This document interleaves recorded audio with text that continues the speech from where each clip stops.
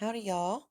I was just going to share really quick a run through of what you need to make a sweet potato pie the way that I make them. And so I'm going to be using this big, gorgeous sweet potato right here that Virginia gave me. It's a monster. And for this recipe, you need 2 cups of sweet potato. So this needs to be peeled, chopped, boiled, and mashed before we are ready to begin this recipe. So normally you might use maybe 3 or 4 small sweet potatoes or a couple of medium-sized ones, but I have this big giant one. You can see it is a really good sized sweet potato. So I think this will make plenty for a pie. I also have one unbaked pie crust. You don't need to blind bake it or prick it or anything. Just just like that. This was a frozen one that I thawed out. Of course, you can make yours from scratch. But this recipe is definitely for a deep dish pie. So this one is, it's not your average thin pie crust, it's a deep dish. But if you have little bitty thin pie crust, this will probably make 2 pies. Okay. With this, we're going to have 4 tablespoons of unsalted butter, 1/2 cup of brown sugar, 1.5 teaspoons of vanilla, 2 large eggs, 1 teaspoon of pumpkin pie spice, 1 teaspoon of cinnamon, 1 teaspoon of salt, and 2 tablespoons of cornstarch. I'm also going to use a 1/2 can of each evaporated milk and sweetened condensed milk. So the first thing I would do is get a big bowl and mix together the cornstarch and the sugar.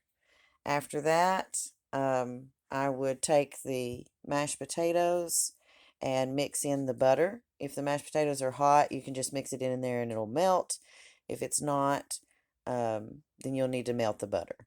You don't want the mashed potatoes, you don't want the sweet potato too hot, or it will cook your eggs. So you need to let it come down a little bit after the butter's in there until it's about room temperature.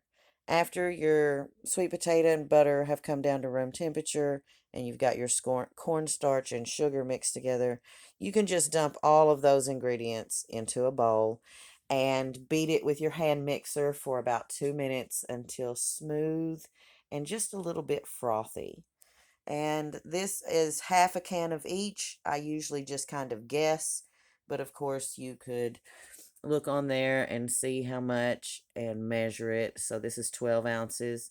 So you'd use 6 ounces um, of the evaporated milk, and then you'd use, what is this, 14 ounces. So 7 ounces of the condensed milk. But I usually just kind of pour half of it and put all the rest of these ingredients into a big bowl and whip them together.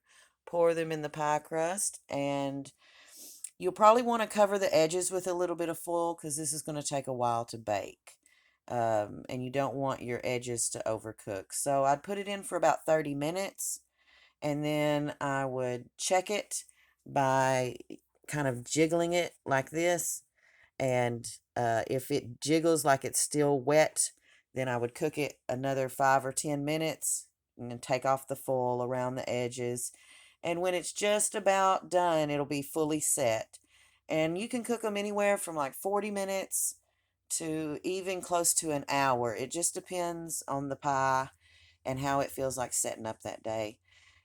So I would set it for 30 minutes and then take the foil around the edge and watch it closely and cook it 10 minutes at a time until it's no longer kind of jiggly in the middle.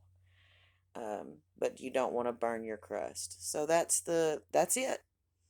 That's the full pie and how to make it. It's really pretty easy. I will post the finished pie on my community tab so y'all can take a look at that later. So thanks for joining me. I hope you enjoy this recipe and maybe you try it out for yourself. And y'all have a happy Thanksgiving. Be sweet.